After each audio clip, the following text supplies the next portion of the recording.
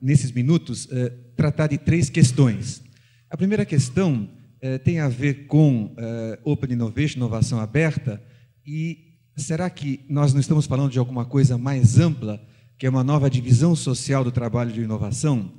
Essa nova divisão social é fruto de uma combinação de numerosos fatores, dos quais os principais são uma nova geografia da inovação, países, vários dos quais aqui mencionados, que emergem no mapa da inovação, e mais do que só países, regiões específicas que se mostram como locais de grande capacidade de gerar, enfim, empresas, relações, e traduzido isso em novas oportunidades para a sua população e atração de talentos. O segundo fator é a motivação. Embora aqui no evento se tenha falado bastante inovação como um elemento de competitividade das empresas, medida pelo resultado econômico, o retorno aos acionistas, eu queria chamar a atenção que há várias outras motivações igualmente importantes e que têm a ver, por exemplo, com o campo que é Clean Tech, Green Tech, que tem a ver, portanto, com o benefício ao planeta. Um estudo da Unesco, publicado no ano retrasado, 2006, mostra que 5 dos 8 objetivos do milênio podem ser substancialmente avançados com o uso de nanotecnologias e, portanto, a motivação é muito mais abrangente do que apenas retorno a acionistas privados. Abrangência, falando, obviamente, o campo das empresas privadas é o campo tradicional da inovação, mas nele as indústrias sempre foram as mais destacadas. Os nossos modelos têm a ver com o entendimento da inovação no campo industrial, mas certamente serviços, agro, inovação no setor público também são fundamentais. Com isso, no terreno da inovação, temos mais do que os 3 tradicionais atores, o governo, as empresas e as instituições científicas e tecnológicas.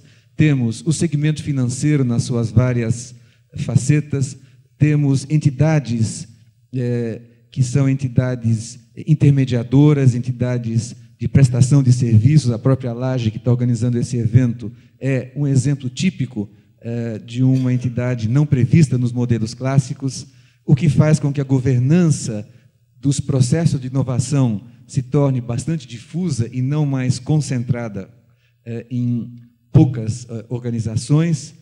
As políticas já certamente passaram há muito tempo daquelas políticas que foram apresentadas pelo professor Henry no começo, trazendo Harvard, não é? Dê dinheiro e deixe em paz, que tendo talentos eles saberão o que fazer.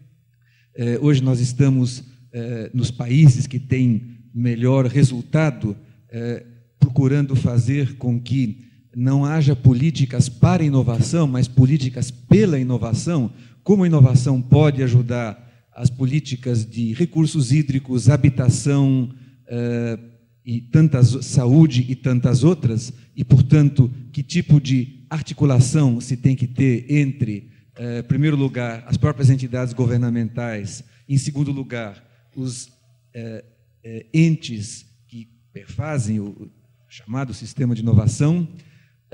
O elemento seguinte, o 7º elemento, é a questão das parcerias público-privadas, que são vistas, por um lado, como interessantes, por outro lado, vistas com várias restrições. Elas geram espaços ambíguos. Uma incubadora que incuba empresas privadas numa universidade pública, isso é público ou é privado? Bom, é público e também é privado. Nós não, especialmente em termos de marco legal, não tendemos a aceitar com facilidade situações ambíguas e, portanto, esse é um outro elemento que contribui para essa nova divisão social do trabalho de inovação.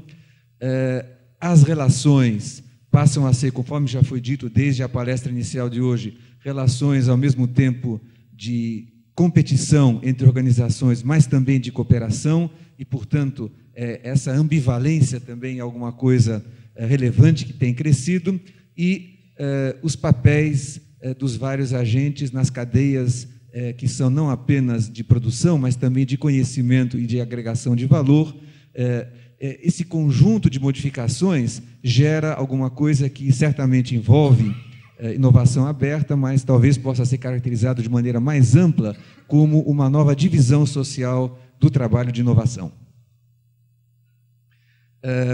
Pegando publicações que são, enfim, voltadas ao mundo mais amplo do que o mundo dos trabalhos acadêmicos, mas que tem uma credibilidade, na revista Economist do ano passado, de outubro, foi feito um relatório especial sobre inovação, cujo título exatamente tem a ver com o nosso evento, né? Algo novo debaixo do sol.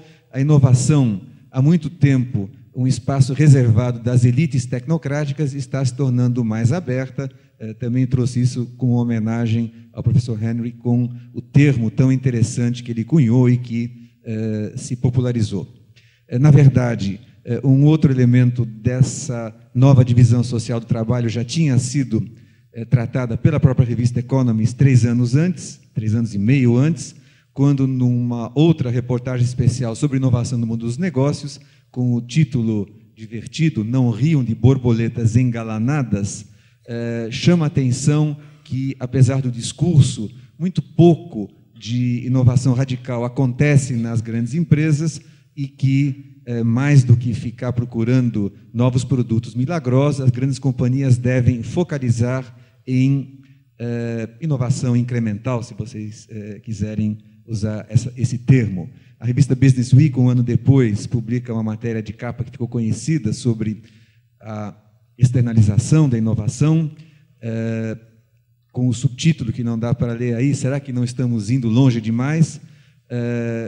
Inovação aberta, ouvimos hoje. O professor von Hippel, que foi mencionado pelo professor Henry de manhã, trazendo o papel do usuário na inovação, avança e mostra como isso está gerando uma democratização do processo de inovação. Inovação não está só na mão de quem oferta, mas na mão de quem usa bens e serviços. Todo o tema de riqueza de redes, Yochai Benkler, para quem conhece, foram dados vários exemplos no campo dos sistemas abertos, enfim, mas várias outras comunidades de prática, formais e informais.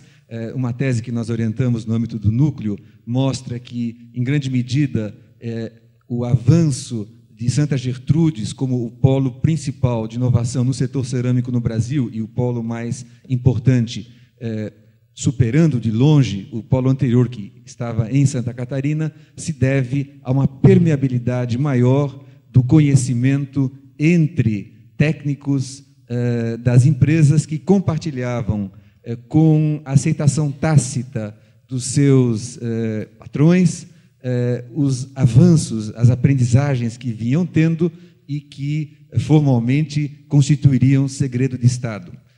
Esse mesmo fenômeno foi visto, por exemplo, há um certo tempo na Dinamarca, quando se estudou por que uma certa região, a Jutlândia, resistiu mais à importação de produtos de confecção baratos vindos do Extremo Oriente, e o resultado foi o mesmo. Enfim, abertura, esse compartilhamento tácito de informações, tolerado pelos patrões, em certas áreas, mas não em outras, é o que, em grande medida, explica isso.